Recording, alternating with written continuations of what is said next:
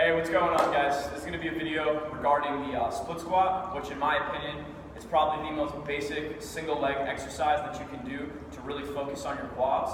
So I love this exercise for a multitude of different reasons. One, it's really basic. It's hard to mess up if you start the way that I teach here. The only thing that's probably going to throw you off is maybe some balance when you start off. That's fine. It's really hard to get hurt doing this exercise. Two, you can really load up your quads and really beat them up and get a good workout in without fatiguing your nervous system, because you really can't use all that much weight. If you're a 500-pound squatter, you're probably not going to be using much over 100 pounds for this exercise, and if you are, you're a strong dude and you should probably be doing progression in that exercise. But anyway, to start off this exercise, I always like to start from the bottom up. So I like to have a pad here. If you don't have the pad at your gym, if there's a strip of turf, you can do it on that. You can kind of roll out a yoga mat. We just want something to kind of protect our knee in case we accidentally kind of come down a little too fast. We don't want to really bust our knee. So start off from the bottom up. We want to make sure on this back leg is that our hip and our knee are in one straight line, okay?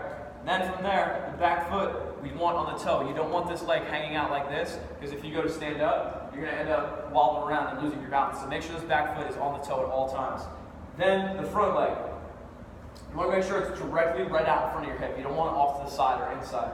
So directly right out in front of your hip. A good rule of thumb is to have 90 degrees at both knees on both legs.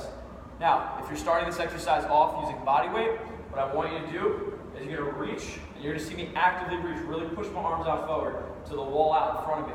This is going to kind of help us stay out of this extended position and really lean back too far. So you're going to really reach forward, pushing through this front leg, keep the back foot on the toe. All you're going to do is stand up, lock both legs out, come down nice and slow, tap your knee to the pad, come back up, rinse and repeat, and then you would obviously switch legs. Now, if you're going to load this exercise, I usually recommend to start off loading it in a goblet hold. Goblet hold, just like this with a kettlebell. You'll hold the sides of the handle and hold it tight to your chest, or you can do this with a dumbbell. If you're using a dumbbell, you're going to grab one end of the weight in your hands just like this. You're going to hold it nice and tight to your chest. Same deal. You're going to pull this up to your chest. Make sure you're not leaning back. Have a little bit of a forward lean. Same exact position. Stand up, lock both legs. Down nice and slow. Tap your knee. Come up. Rinse and repeat. Once you get really strong on those, you can start using dumbbells in each hand if you really want. This just kind of helps turn on your core a little bit more, which is why I like the exercise that way more. Once it gets too easy, rather than adding a whole bunch of weight, I like to usually progress the exercise to a front foot elevated split squat or a rear foot elevated split squat.